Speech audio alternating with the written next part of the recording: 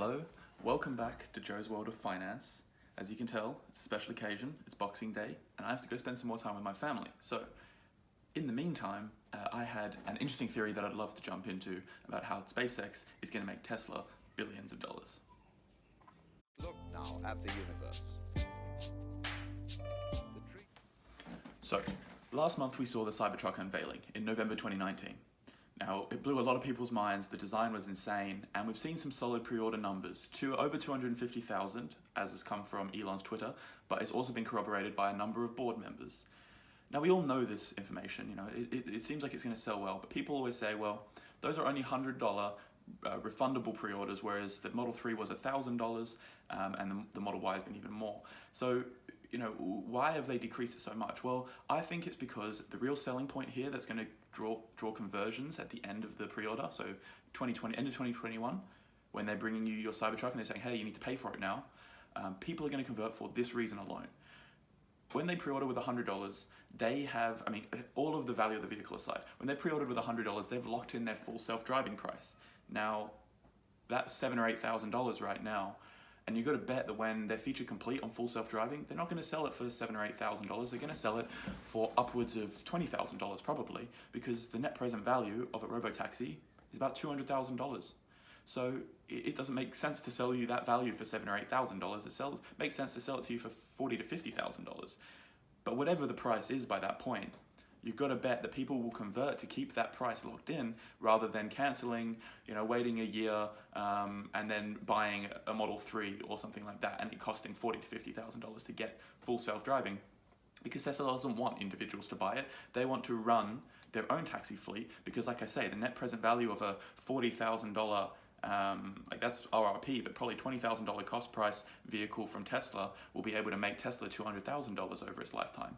So it makes a lot more sense for them to keep it. But anyway, that's why people are going to buy the Cybertruck. That's not what we're here to talk about. We're here to talk about my interesting theory about how SpaceX is going to make Tesla billions, and the Cybertruck is the key.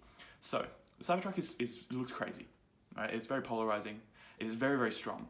Now, the reason for both of these is because they've built it out of the material that is going to be used for the Starship from SpaceX, which is 30 times cold rolled steel. Now, it's like normal steel, but it's just been incredibly folded over and over again. It's incredibly strong, right? And they can print this in sheets. Now, the reason why it's going to be incredibly efficient to produce these is because it's actually incredibly hard for Tesla to stamp it. Now, stamping is an incredibly important part of the Tesla vehicle production line. They take a sheet of metal and they stamp it. They crush it like this using a stencil or a template, and it molds the parts of the car, and then they fit them together. Now, Tesla is working on improving that process for the Model 3, the Model Y, and stamping more and more parts at the same time, but it's still the most expensive and most complicated part of the process. So, what they've figured out with this vehicle is that, okay, well, we take this material, this metal, we score it, right? Like make it like those little nets you had in school that would fold into a cube, and then literally fold it like origami into the vehicle. So what you're imagining is you've got this assembly line, you've got this CNC laser that's just going to come through, sketch out the lines, and then this arm that's just going to fold it into the vehicle and then probably weld it shut. So it's going to be incredibly cheap to produce. Very few moving parts in that assembly line. They could probably take some of their efficiencies they're making in there now around space and just plop it in that one spot. But anyway, again, the key here is that it's the same material as the Starship. Now, why would they do this when they can't use their existing assembly lines because it doesn't require stamping? Which, aside, that's much cheaper, right? It becomes a lot better gross margins if you're not stamping.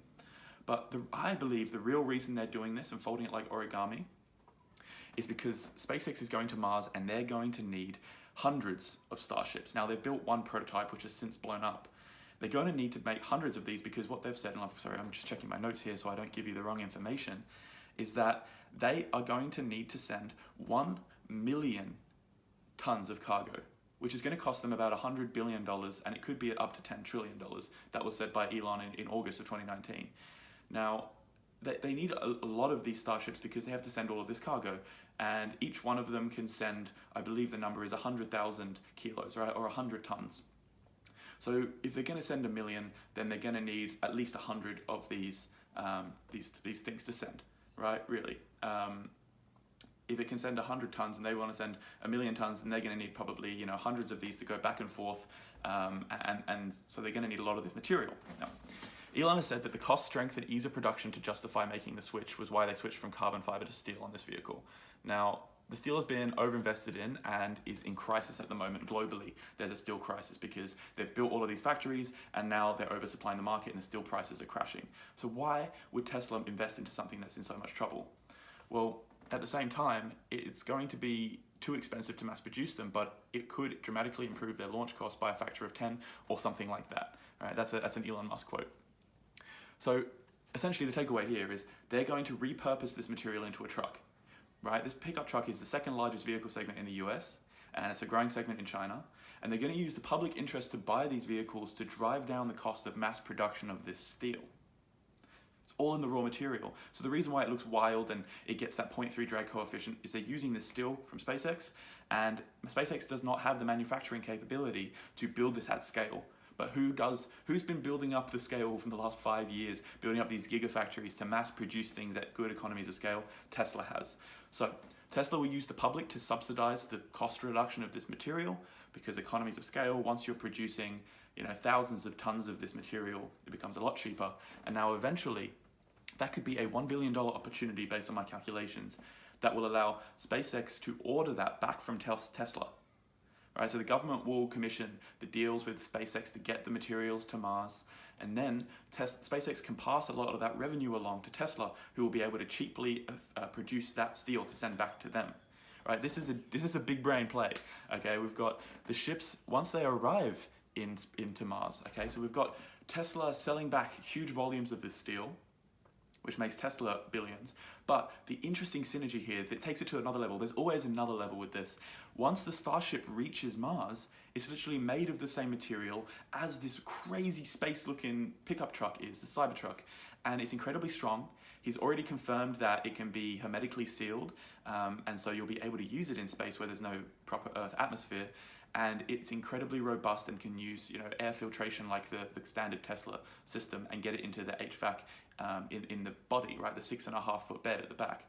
So you could sleep in it, you could drive it around multiple trips, you could have solar panels on the back as Elon has already said it will. So it's the perfect Mars rover, right? The official SpaceX Mars rover. So SpaceX will buy thousands and thousands of tons, if not more, probably millions of tons of this material to build their starships, fly them to Mars. Once they reach Mars, okay, we're seeing this synergy play out, right? All of this synergy is playing out.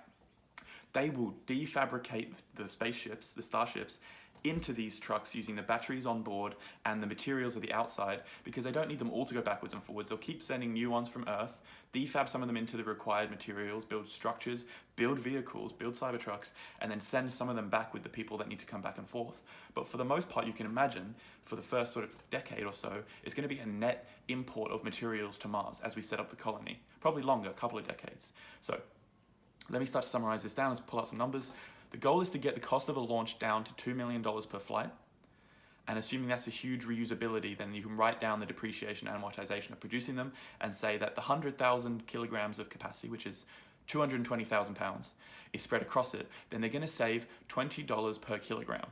And that's precious space for other materials. So we're not even classing in the opportunity cost. Maybe you can bring more fresh water, maybe you can bring more people, but we're going to be saving $20 per kilogram, the pure economic value of using the rolled steel and converting it into trucks. Now, it's estimated that a Cybertruck is going to weigh 3,500 kilograms. That's compared to the F-150, and it's not an official number, but that means that you're saving $70,000 of space per truck. Now, you're going to imagine that they're going to need hundreds or thousands of these trucks, and so that's going to have millions and millions of dollars of savings, which, considering that the launch cost is trying to get down to $2 million per flight, then that's a substantial saving of dozens of flights.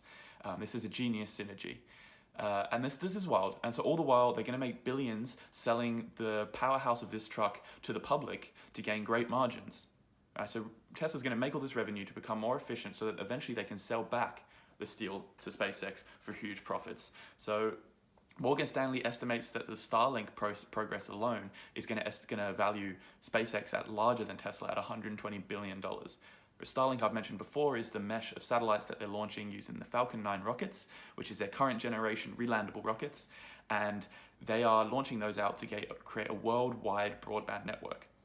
Now they want to move over to using the Starship to launch the Starlink process, because if they can get into that in 2020, 2021, then it's a short-term solution to recuperate the money that they've outlaid to build this version 3 of the Starship.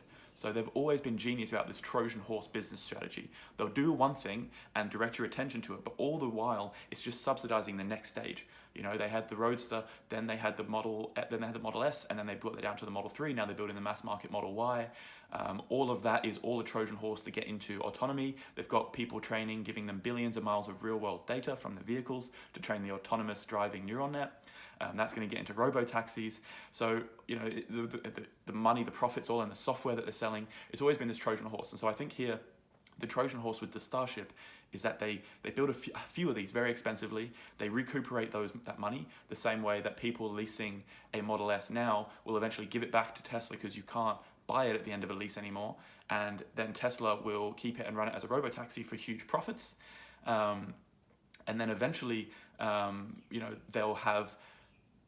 So using a Starship would dramatically improve the launch costs for the Starlink system by a factor of 10 or something like that. And it's estimated that currently it's going to cost them $60 billion using their current process to launch all 42,000 satellites. So I'm going to bet that they're not going to do it like that. They're going to use the Starship, maybe make 2 or 3 of them, launch it a few times. But at the same time, they'll be building up this thing with like, look at the timeline here. It's crazy. 2021 with the Starship, okay? 2021 is the same time as the Cybertruck goes into mass production. It's not a coincidence, okay? They're going to perfect this material. Now, I've been talking, but you can see that this is a multi-billion in revenue opportunity. You know, Tesla's already making 25 billion revenue.